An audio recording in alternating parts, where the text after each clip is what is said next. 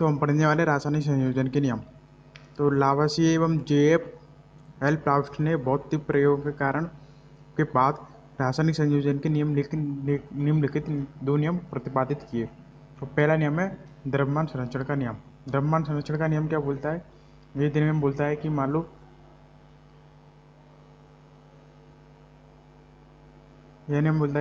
लो आप 10 ग्राम चीनी में देते हैं और उसको 100 ग्राम पानी मिलाते हैं, तो जो बनने वाला जो पदार्थ है वो मतलब चीनी का घोल वो 110 ग्राम रहेगा।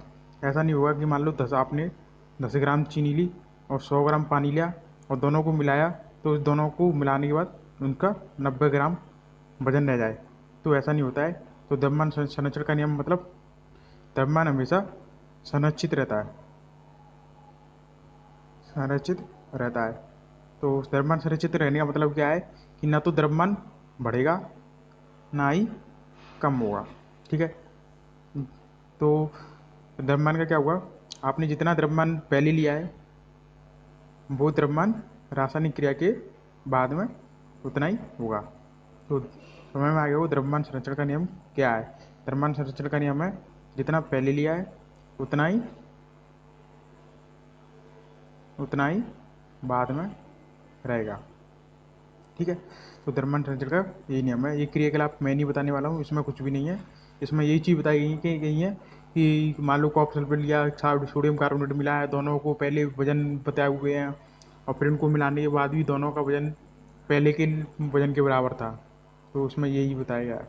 ठीक है, तो द्रव्यमान संचरण का नियम इसमें बोला हुआ है। द्रव्यमान संचरण नियम के अनुसार किसी रासायनिक अभिक्रिया में द्रव्यमान का न तो सृजन यानी पैदा, सृजन मान होता है पैदा, और विनाश का मतलब नष्ट। तो इसमें बोला हुआ है द्रव्यमान संरक्षण नियम के अनुसार ना किसी रासायनिक अभिक्रिया में द्रव्यमान का ना तो सृजन ना ही विनाश किया जा सकता है। ठीक है, तो उसका मतलब ये है कि जो पहले आपने द्रव्यमान लिया है वही बाद में रहेगा। मतलब जितना पहले आपने वजन ले रहे हो रासायनिक अभिक्रिया के बाद में भी उतना ही वजन रहेगा। ठीक है, मैंने आपको बता दिया है द्रव्यमान संरक्षण का नियम। ठीक है, अब एक चीज़ है इसमें स्थिर अनुपात का नियम। तो स्थिर अनुपात का नियम क्या बोलता है? ये बोलता है कि मान लो आपको कोई भी चीज़ बनानी है, मान लो ऐसे पानी बनाना है, पानी का फॉर्मूला है H2O।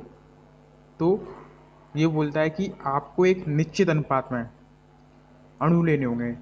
निश्चित अनुपात में अणु लेने का मतलब क्या है? निश्चित अनुपात में अणु लेने का मतलब मैं बताता हूँ। ऐसे मान लो पानी बनाना है, H2O बनाना है, तो देखो यहाँ पे कितने हैं हाइड्रोजन के।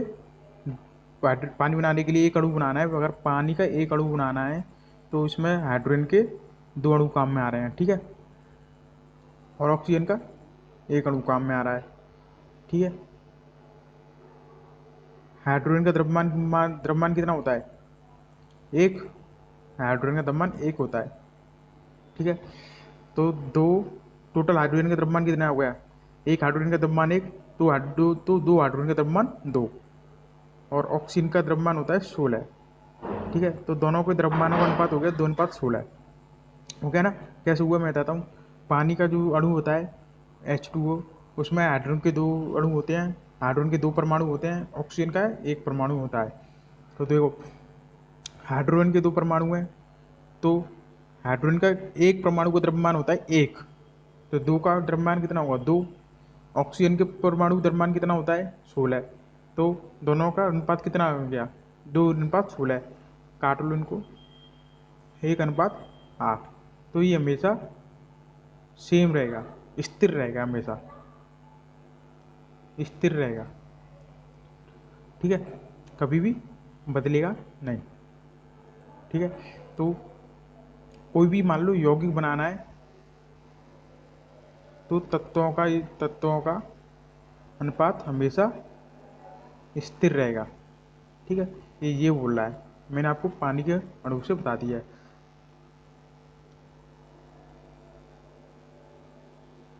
तो तो ये बोल रहा है कि इस प्रकार के प्राप्त इन यौगिकों में इन तत्वों का अनुपात स्थिर रहता है। ठीक है, चाहे किसी स्थान से प्राप्त किया हो अथवा चाहे किसी ने भी इसे बनाया हो, तो इसका ये बोल रहा है कि कहीं पे भी बना लो, लेबोरेटरी में बना लो या बाहर बना लो, पाथ सेम रहेगी। ठीक है, ऐसा नहीं कि किसी बाबा ने बनाया हाइड्रोजन ऑक्सीजन लेके तो उसमें हाइड्रोजन और ऑक्सीजन का अनुपात कुछ अलग है, या फिर किसी वैज्ञानिक ने बनाया तो उसमें हाइड्रोजन ऑक्सीजन का अनुपात अलग अलग है। कैसे भी बना लो, कहीं भी बना लो, कोई भी बना लो, इस अनुपात स्थिर रहेगा। तो इसको बोलते हैं स्थिर अनुपात का नियम। ठीक है, यौगिक में जल और हाइड्रोजन और एवं ऑक्सीजन की द्रव्यमान का अनुपात सदैव 1:8 होता है। ये मैंने आपको बता दिया अभी, एग्जाम्पल से उदाहरण बता दिया था कि 1:8 कैसे होता है।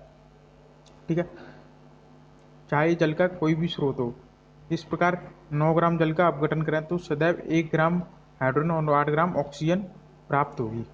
तो बोल रहा है देखो, अब मान लो 9 ग्राम जल लिया आपने, तो इसको 1:8 में बांटेंगे तो 1 ग्राम क्या मिलेगी, हाइड्रोजन, और 8 ग्राम क्या मिलेगी, ऑक्सीजन। क्यों मिलेगी ऐसे बताइए? क्योंकि स्थिर अनुपात के नियम के अनुसार दोनों का द्रव्यमान का अनुपात हमेशा 1:8 होगा, 1:8 ही होगा। ठीक है, तो दोनों का वजन कितना हो गया, 9 ग्राम। ठीक है, समझ में आ रहा है क्यों होगा? इसी प्रकार अमोनिया में नाइट्रोजन एवं हाइड्रोजन के द्रव्यमान का अनुपात 14:3 के अनुपात में विद्यमान रहते हैं, चाहे अमोनिया किसी भी प्रकार से निर्मित हुई हो अथवा किसी भी स्रोत से ली गई हो। अब देखो मैं इसको समझाता हूँ क्या क्या होता है। देखो अमोनिया क्या होता है, NH3, हाइड्रोजन के 3 परमाणु हैं, एक का वजन 1 तो 3 का 3। ठीक है, नाइट्रोजन का परमाणु द्रव्यमान कितना, 14 है, तो दोनों का द्रव्यमान का अनुपात कितना होगा, 14:3। यही चीज़ इसने बोली है कि अमोनिया में NH3 में नाइट्रोजन एवं हाइड्रोजन के द्रव्यमानों का के अनुसार सदैव 14:3 के अनुपात में विद्यमान रहते हैं, चाहे अमोनिया किसी भी प्रकार से निर्मित हो अथवा किसी भी स्रोत से ली गई हो, कोई फर्क नहीं पड़ता, हमेशा 14:3 ही रहेगा। ठीक है, तो द्रव्यमान अनुपात का नियम समझ में आ गया कि द्रव्यमानों का अनुपात हमेशा सेम, समान। ठीक है, तो उपरोक्त उदाहरणों से स्थिर अनुपात के नियम की व्याख्या होती है, जिसे निश्चित अनुपात का नियम भी कहते हैं। प्राउस्ट ने इस नियम को इस प्रकार व्यक्त किया था, किसी भी यौगिक में तत्व सदैव एक निश्चित द्रव्यमान के अनुपात में विद्यमान होते हैं। तो देखो बस एक ही चीज़ याद रखनी है कि हमेशा यौगिक में तत्व एक निश्चित अनुपात में विद्यमान होंगे। ठीक है, वैज्ञानिकों की अगली समस्या इन नियमों की उचित व्याख्या करने की थी। अंग्रेज रसायनज्ञ सर जॉनसन डाल्टन ने द्रव्यों की प्रकृति के बारे में एक आधारभूत सिद्धांत प्रस्तुत किया। डाल्टन ने द्रव्यों की विभाज्यता का विचार प्रदान किया, जिसे उस समय तक दार्शनिकता माना जाता था, मतलब सोच माना जाता था। दार्शनिकता का मतलब होता है सोच, कोई प्रयोग नहीं होता है इसमें, प्रयोग से सिद्ध नहीं किया था इसने, सिर्फ अपना विचार रखे थे। ठीक है, प्रयोग नहीं होता है, सिर्फ विचार रखें तो उसको बोलते हैं दार्शनिकता। ग्रीक दार्शनिकों के द्वारा द्रव्यों के सूक्ष्मतम अविभाज्य कण, जिसे परमाणु नाम दिया था, उसे डाल्टन ने भी परमाणु नाम दिया था। तो अविभाज्य, अब देखो यहाँ तक बोल रहे हैं कि ये लोग की जो अविभाज्य कण है वो परमाणु है।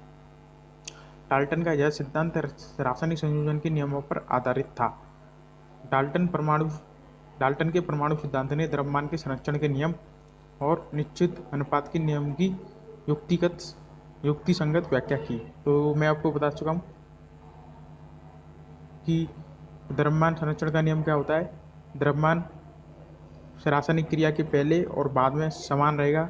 निश्चित अनुपात का नियम क्या है कि मान लो कोई भी यौगिक बन गया, यौगिक यानी कुछ भी अणु बन गया, तो उसमें द्रव्यमानों का अनुपात हमेशा सेम होगा। ठीक है, डाल्टन के परमाणु सिद्धांत के अनुसार सभी द्रव्य, चाहे तत्व, यौगिक या मिश्रण हो, सूक्ष्म कणों से बने होते हैं, जिन्हें परमाणु कहा जाता है। ये बात साफ हो गई कि सूक्ष्म कण परमाणु है। डाल्टन के सिद्धांत की विवेचना निम्न प्रकार से कर सकते हैं। तो डाल्टन ने अपने कुछ विचार बताए थे कि क्या क्या होते हैं।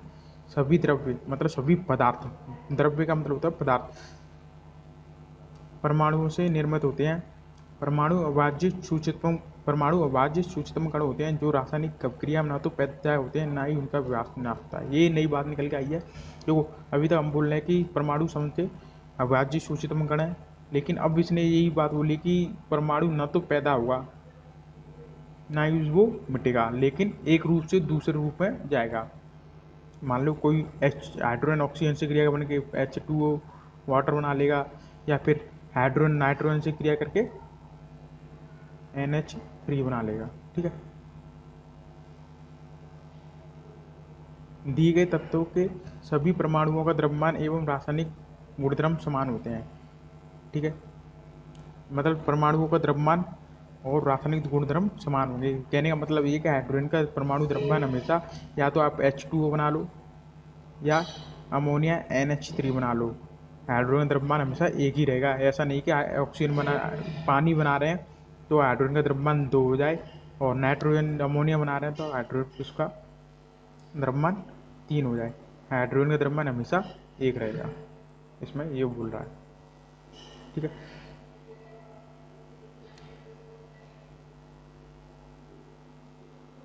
लेकिन भिन्न भिन्न तत्वों के परमाणुओं के द्रव्यमान एवं रासायनिक गुणधर्म भिन्न भिन्न होंगे। ठीक है, ऐसे बोल रहा है कि हाइड्रोजन तत्व है और एक ऑक्सीजन है, तो दोनों का अलग ही अलग होगा। सीधी सी बात है, इसमें कुछ समझाने की वाली बात है ही। भिन्न भिन्न तत्वों के परमाणु परस्पर छोटी पूर्ण संख्या के अनुपात में संयोग कर यौगिक के निर्माण करते हैं। तो ऐसा देखो इसमें ये बोलना चाह रहा है कि मान लो ऐसे ऐसा नहीं होगा कि हाइड्रोजन का 1.5 परमाणु ऑक्सीजन का 2.5 परमाणु मिलके कुछ बनाए, ऐसा नहीं होगा कभी भी। पूर्ण संख्या मतलब हाइड्रोजन की या तो 1 2 3 4 5 6 ऐसे क्रिया करेंगे, या कि पॉइंटों में 1.2 अणु क्रिया कर रहे हैं, ऐसा कभी नहीं होगा। ठीक है,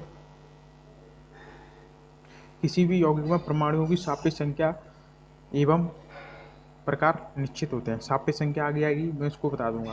ठीक है, अब आते हैं परमाणु क्या होता है। परमाणु या द्रव्यों की, इसमें सिर्फ एक ही लाइन पढ़ने लायक है कि सभी द्रव्यों की रचनात्मक इकाई परमाणु होती है। मतलब कोई ना कोई पदार्थ जो है वो परमाणु से मिलके बना होगा।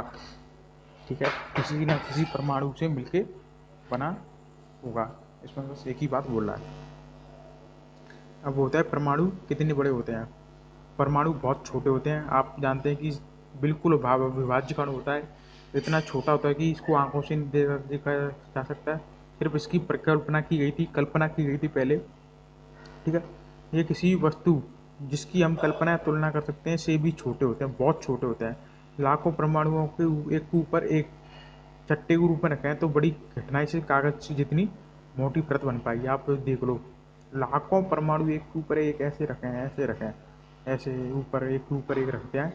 ठीक है, मान लो ये बोला है 2 लाख परमाणु एक के ऊपर एक ऐसे रखते हैं, तो मुश्किल से मुश्किल एक कागज के बराबर इतनी बराबर पतली परत बन पाएगी। ठीक है, तो समझ लो कितना छोटा हुआ, बहुत छोटा होता है, मतलब बहुत छोटा, जिसको आगे बताया हुआ है परमाणु त्रिज्या को नैनोमीटर में मापा जाता है। ठीक है, तो नैनोमीटर क्या होता है, 10⁻9 -9 मीटर होती है नैनोमीटर। मतलब 1/10⁻9 मीटर बराबर होती है नैनोमीटर के। ठीक है, बहुत छोटा होता है परमाणु।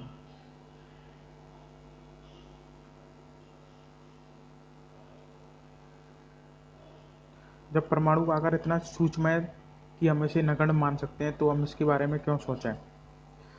इसके बारे में हम इसलिए सोचते हैं क्योंकि पूरा विश्व ही परमाणुओं से बना हुआ है।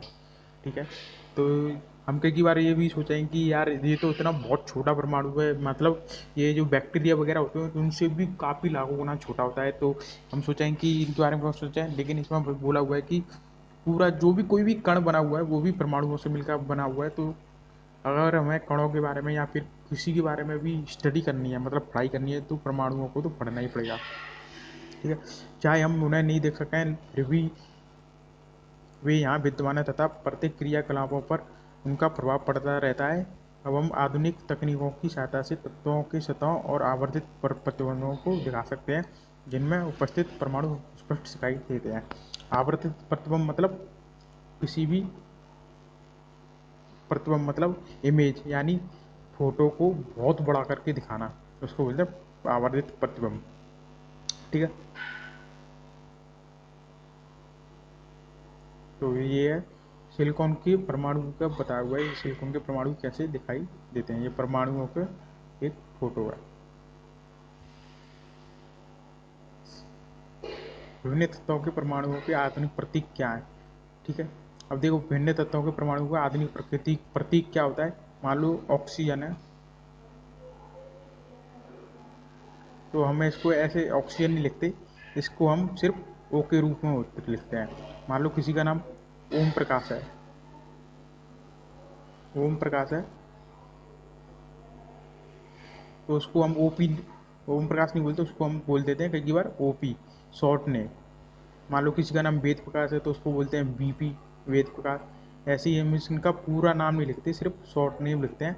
शॉर्ट नेम मान लो ऑक्सीजन का ओ लिख दिया, हाइड्रोजन का एच लिख दिया। तो अब कई जगह ऐसे मान लो रासायनिक क्रिया, अब क्रिया में अगर एच लिखा हो तो उसका मतलब है हाइड्रोजन, ओ लिखा हो तो उसका मतलब ऑक्सीजन। तो पूरा नाम कभी भी नहीं लिखते हैं, और उनको ऐसे छोटे नामों में लिखते हैं, उनको बोलते हैं प्रतीक। ठीक है, तो आगे पढ़ते हैं। डाल्टन एक वैसे वैज्ञानिक थे जिन्होंने तत्वों के प्रतीकों का अत्यंत विशिष्ट अर्थ में किया।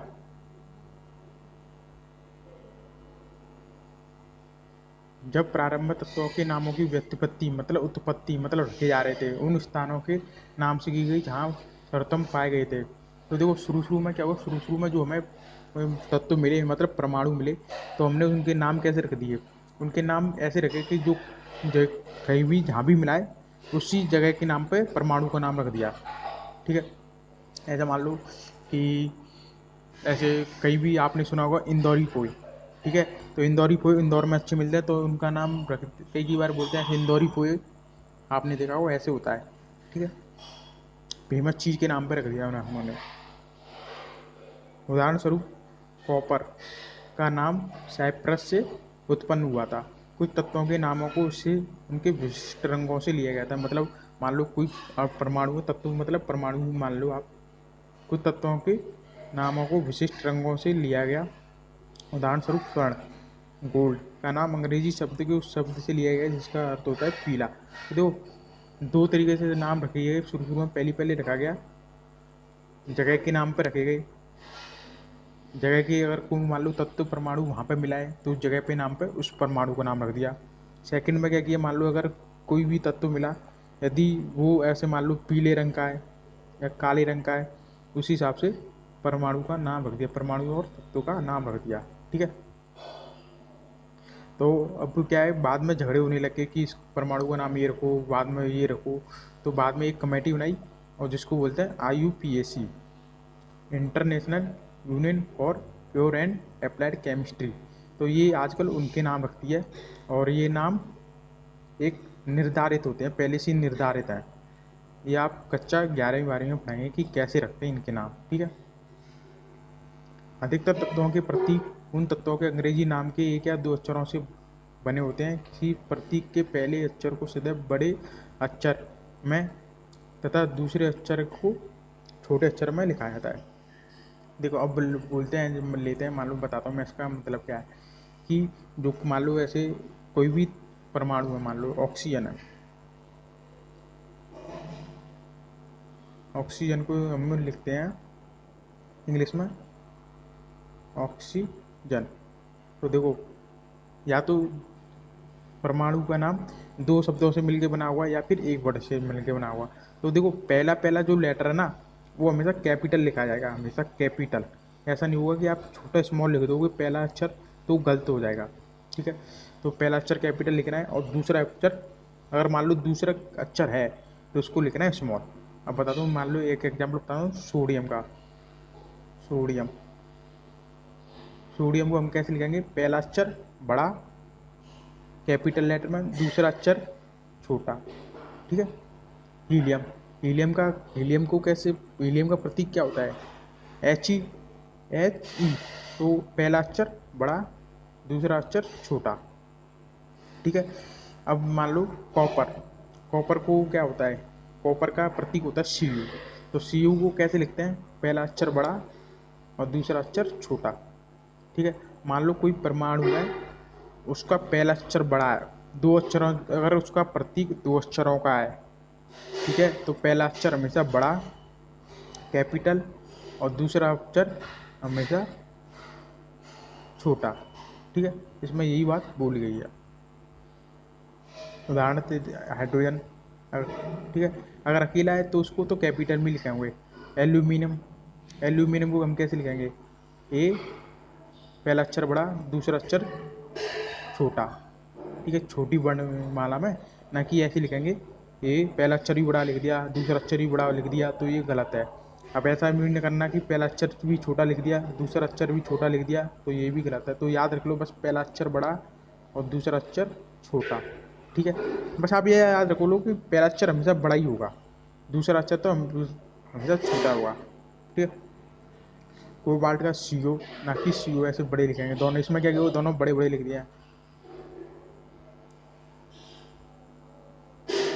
कुछ तत्वों के प्रतीक उनके नामों के, अंग्रेजी नामों के प्रथम अक्षर तथा बाद में आने वाले किसी एक अक्षर को संयुक्त करके बनाते हैं।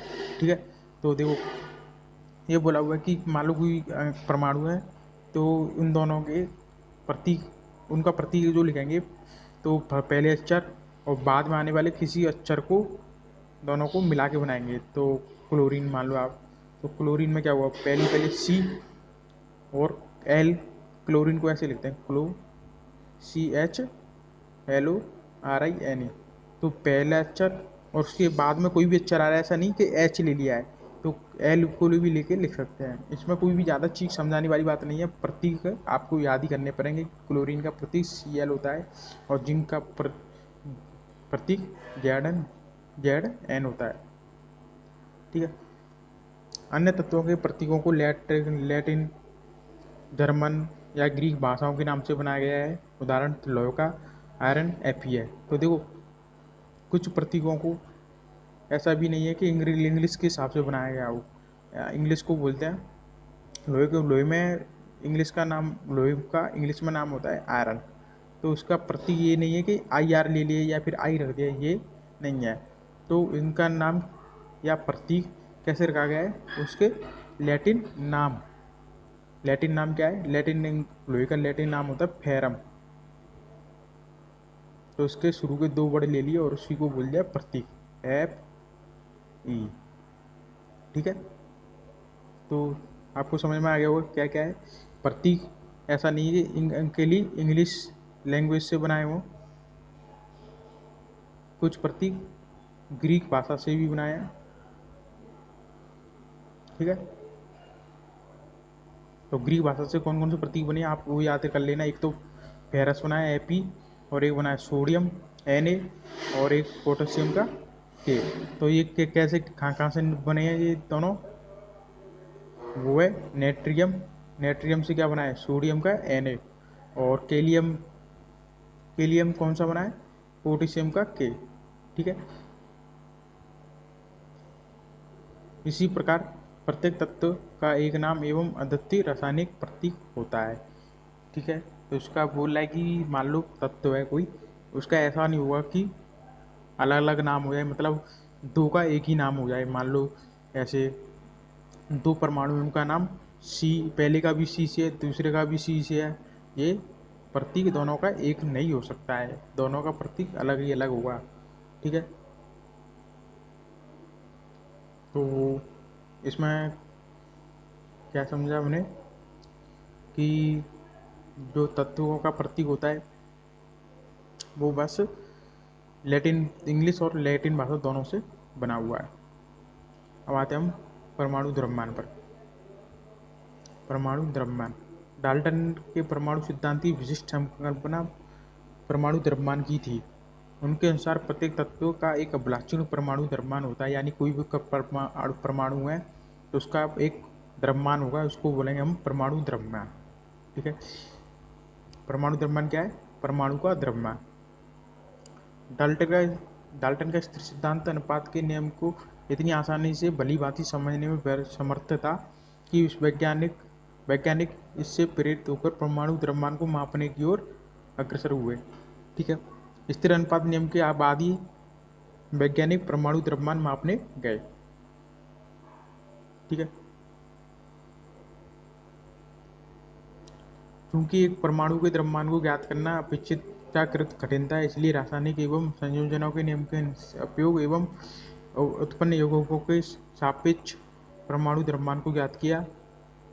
यहाँ पर एक यौगिक कार्बन मोनोऑक्साइड का तत्व का अध्ययन करें तो इसमें बताया हुआ है। देखो सापेक्ष क्या होता है, मान लो किसी एक तत्व का ज्ञात कर लिया, मान लो कार्बन का ज्ञात कर लिया, कितना होता है 12 परमाणु द्रव्यमान। पहले क्या किया, कार्बन का ज्ञात कर लिया, फिर कार्बन का ज्ञात करके मान लो अब ऑक्सीजन का ज्ञात करना है, तो उन्होंने बोल दिया कि ये कार्बन से थोड़ा सा अधिक है। ठीक है, तो हमेशा कार्बन को लेके बोल रहे थे हमेशा ये लोग। सापेक्षिक द्रव्यमान कैसे ज्ञात किए, हमेशा कार्बन को आधार मान के, ऐसे कि मतलब जरूर नहीं कार्बन को ही आधार माना हो, लेकिन सापेक्ष द्रव्यमान होता है कि किसी को आधार मान लो।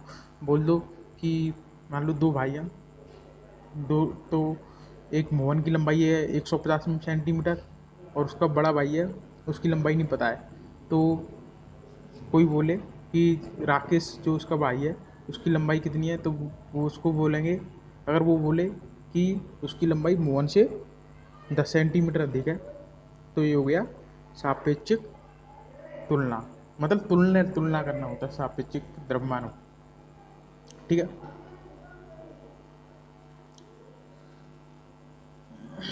ठीक है, आज के लिए इतना है।